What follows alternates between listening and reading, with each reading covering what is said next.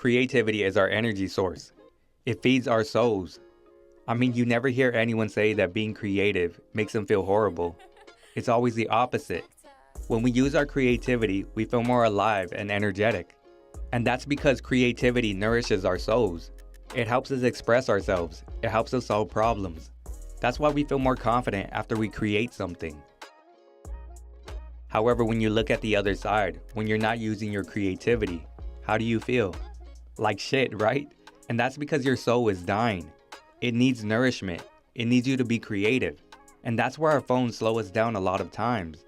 From scrolling on social media to Googling all our questions, our phones become a barrier between us and our creativity.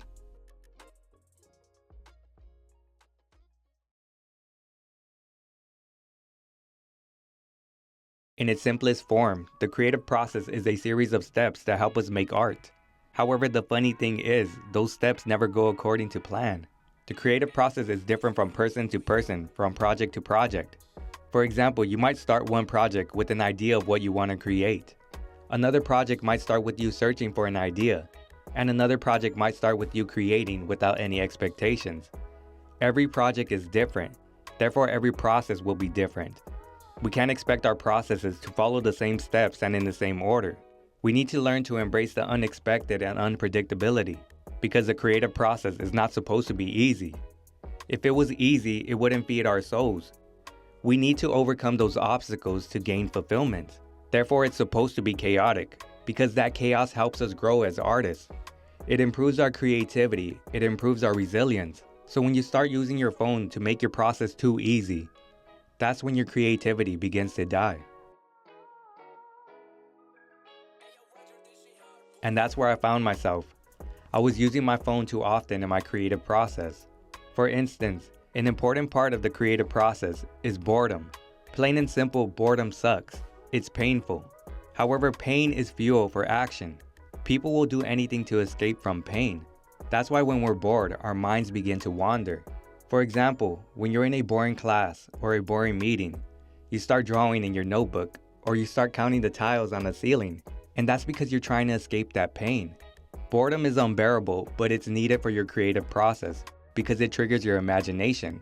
It makes you think outside of the box, and that'll lead to unexpected questions and new ideas.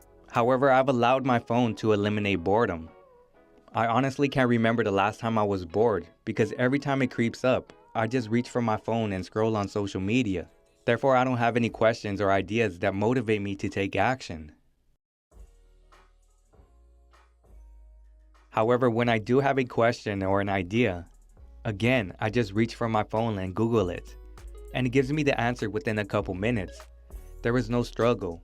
I didn't have to think. I didn't have to explore. I let my phone eliminate the uncertainty, which is also a key component to the creative process. And it's a big part of the process because searching is everything. That's the reason we love to create. It's not about getting the answers to our questions. It's simply about searching. We get to go on a journey. We get to experience new things. We're fulfilled even if we don't find the answers. So when Google gives me all the answers to my questions, I skip the most important part of the process, the journey. The journey teaches us everything because we learn more from experiencing things than reading an article on Google because these articles don't know who you are. So how can they give you answers to your unique questions and ideas? They're just giving you surface level and generic answers, which can help your process at times. However, nothing beats getting your hands dirty, getting some fresh air, and working for your answers.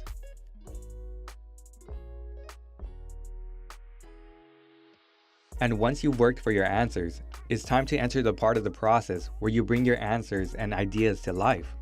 Therefore, you need solitude. You need time alone with your own thoughts. You need to limit outside influences and look within. Like Pablo Picasso said, without great solitude, no serious work is possible. So you go to your workspace, you start painting, you start making music, you start recording a video. Whatever your medium is, then suddenly you hit a roadblock. You don't know what chord to play next. You don't know what to say in your video. And in that moment, you should pause and think.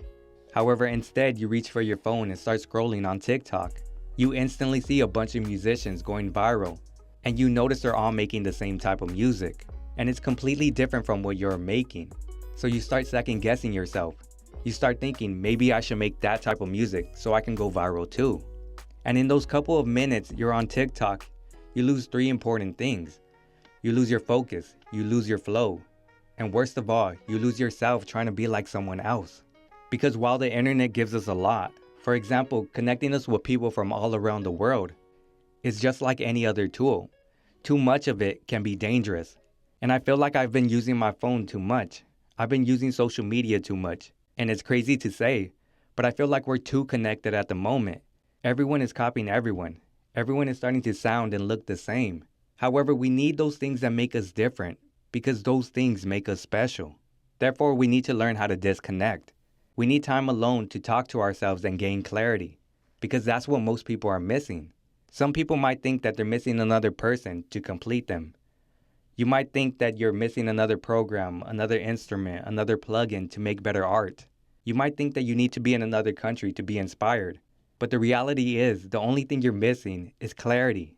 Clarity on who you are and what you want to accomplish. However, you'll never gain that clarity if you keep reaching for your phone every 5 minutes.